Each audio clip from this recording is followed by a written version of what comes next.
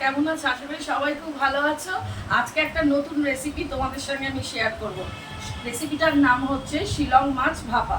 তোমরা দেখেছো আমি চিংড়ি মাছ ভাপা করেছিলাম, আরেকটা ইলিশ মাছও ভাপা করেছিলাম। এখন আমি নতুন শিলং মাছ ভাপা করব। আমি কি করে করব বা কি কি ইনগ্রেডিয়েন্টস আমি ইউজ করব স্টেপ বাই স্টেপ আমি তোমাদের সব দেখাবো। তোমরা ভিডিওটা পুরোটা দেখো, স্কিপ না করে। তাহলে চলে এসো। শিলং মাছ ভাপা করতে দেখো আমি ঠিক এই সাইজের কয়েক টুকরো শিলং মাছ আমি নিয়েছি। প্রথমে পরিষ্কার করেছি, পরিষ্কার করে সব এখানে রেখে দিয়েছি। এবার আমি এর মধ্যে 3 চামচ হলুদের গুঁড়ো দেব,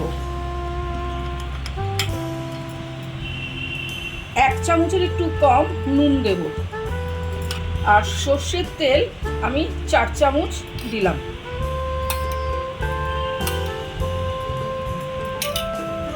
এবার মাছগুলোকে আমি ভালো করে মেখে নিচ্ছি। এই মেখে 10 মিনিটের মতো আমি ম্যারিনেট করে রেখে দেবো। মানে হলুদ, নুন আর সর্ষের তেল ভালো করে এর গায়ে মেখে নিলাম। হলুদ, নুন আর সর্ষের তেল আমি ভালো করে মাখিয়ে রাখলাম। এবার আমি একে 10 মিনিট রেস্টে দেবো। এটা ম্যারিনেট হোক, ততক্ষণে আমি একটা পেস্ট বানাবো। পেস্টটা বানাতে আমি সাদা সর্ষে আর কালো সর্ষে 4 চামচ করে নিয়ে আগের থেকে জলে ভিজিয়ে রেখেছি। কেন জলে ভিজালাম? কারণ কি এটা নরম থাকবে, ভালো করে পেস্ট হবে, আর পেস্টের সময় তিতো ভাবটা হবে না। আর তাছাড়া আমি নিয়েছি 50 গ্রাম কাজু বাদাম আর একটা ছোট নারকেল কুড়িয়ে নিয়েছি, আর এখানে 5খানা আমি কাঁচা লঙ্কা নিয়েছি। এবার এই সব কটাকে আমি একসঙ্গে মিক্সির মধ্যে দিয়ে একে পেস্ট বানাবো। বানানোর জন্য সাদা সর্ষে, কালো সর্ষে, নারকেল, কাজু বাদাম আর কাঁচা লঙ্কা এগুলো ভালো করে মিক্সড করলাম। তার সঙ্গে অল্প করে আমি একটু নুন অ্যাড করলাম, করে ভালো করে মিক্সড করলাম। এবার একে আমি গ্রাইন্ডারে দিয়ে দেবো, তার সঙ্গে অল্প একটু জল দেব, দিয়ে একটা পেস্ট বানাবো। এটা আমার হয়ে গেছে। এখন আমি একটা পাত্রে এটাকে ঢেলে রাখছি।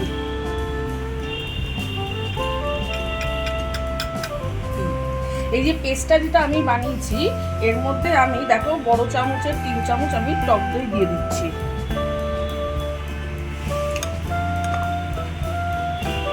এবার আমি এই টক দইটাকে এর সঙ্গে পেস্টের সঙ্গে ভালো করে মিশাচ্ছি।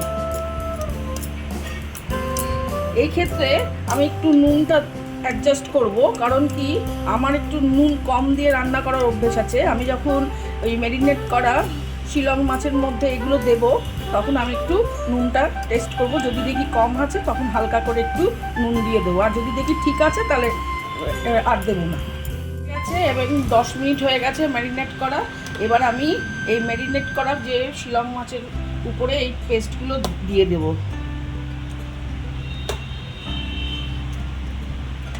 আর খুব ভালো করে মাখাবো। তারপরে একটু সর্ষের তেলও দেবো। আমি এই বড় চামচের 4 চামচ এর মধ্যে সর্ষের তেল অ্যাড করছি। ভালো করে মাছগুলোকে মাখাবো এই পেস্টের সঙ্গে।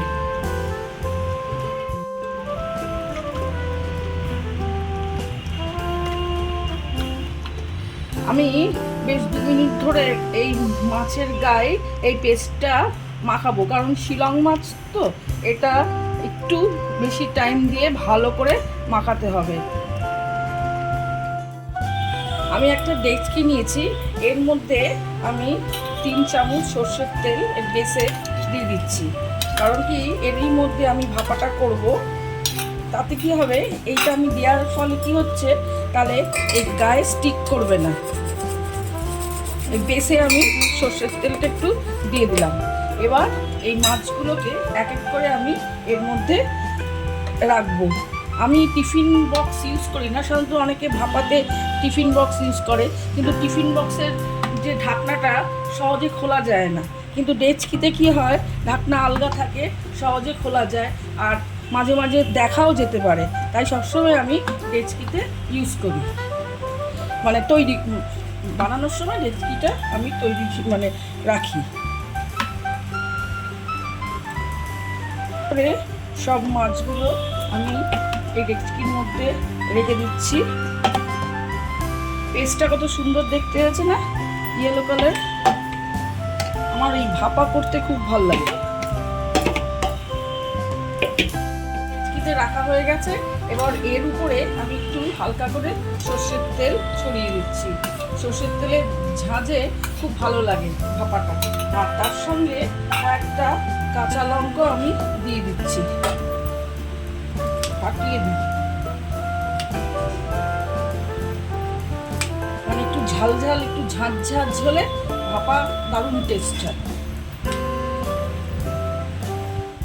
আমি একটা স্ট্যান্ড বসিয়েছি আর এর মধ্যে আমি একটু জল দিচ্ছি।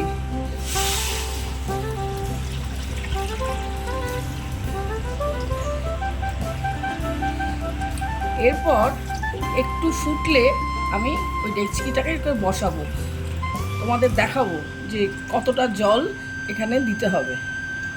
জলটা সামান্য গরম হয়েছে, এবার আমি এই ডেকচি এখানে দিয়ে দিলাম। হ্যাঁ, আর এবারে আমি আরেকটু জল অ্যাডজাস্ট করব, মানে এমনভাবে দেব যে যেন ভেপারটা মানে এই ডেকচির গায়ে লাগে, অথচ মাছে জল যেন না ঢোকে।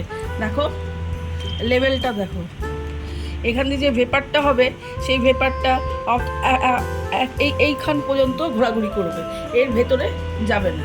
ব্যাস, এবার আমি ঢাকনা দিয়ে ঢেকে দেবো পাক্কা 30 মিনিট এই ভেপার হবে। প্রথমে আমি গ্যাসের ফ্লেমটাকে প্রথম ধরো 2 বা 3 মিনিটে হাইয়ে রাখবো, তারপরে লোতে করে দেবো।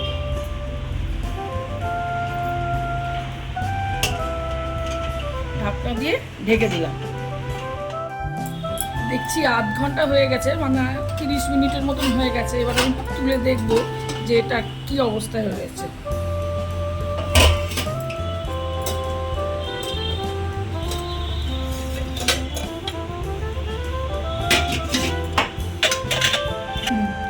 এবার বেশ ভালো রকমভাবেই হয়ে গেছে, আধ ঘন্টা রেখেছিলাম। এবার আমি একে নামাবো। এই যে আমি বলেছিলাম না যে টিফিন বক্সে করি না, কারণ এই ডেকচিতে করি, দেখো খুব তাড়াতাড়ি আমি চট করে এটাকে খুলতে পারছি। আর এই যদি টিফিন বক্স হতো, এই ঢাকনা খুলতে আরও মিনিট 10 বা 15 লাগে। শিলং মাছ ভাপা হয়ে গেছে। আমি এবার এক প্লেটে একে সাজাচ্ছি। রেসিপিটা তোমাদের কেমন লাগলো? যদি ভালো লাগে আমাকে কমেন্ট করে জানাবে। খুব সহজ রেসিপি, যে কোনো জিনিসই ভাপা, শুধু এই মাখাটাই আসল, মানে পেস্ট যেটা আমরা তৈরি করি। বাদ বাকি তো স্টিমে হয়, কোনো ব্যাপারই না। এই হলো আমার শিলং মাছ ভাপা। এবার এর সঙ্গে আমি কয়েকটা কাঁচা লঙ্কাকে ফাটিয়ে দিয়ে এর উপর ডেকোরেশন করে দিচ্ছি। বাড়িতে তোমরাও এরকমভাবে রেসিপি রান্না করতে পারো, গরম গরম ভাতের সঙ্গে খুবই ভালো লাগবে। আর তোমাদের যদি এই রেসিপিটা ভালো লাগে আমাকে কমেন্ট করে জানাবে। তোমাদের কেমন লাগলো শিলং মাছ ভাপা? যদি ভালো লাগে লাইক কমেন্ট শেয়ার করো, আর আমার পাশে থেকো। তোমাদের কমেন্ট করতে আমার খুব ভালো লাগে। নেক্সট দিন আবার নতুন আরেকটা রেসিপি নিয়ে তোমাদের সামনে আসবো। তোমরা সবাই সুস্থ থেকো, ভালো থেকো। Tata, bye bye.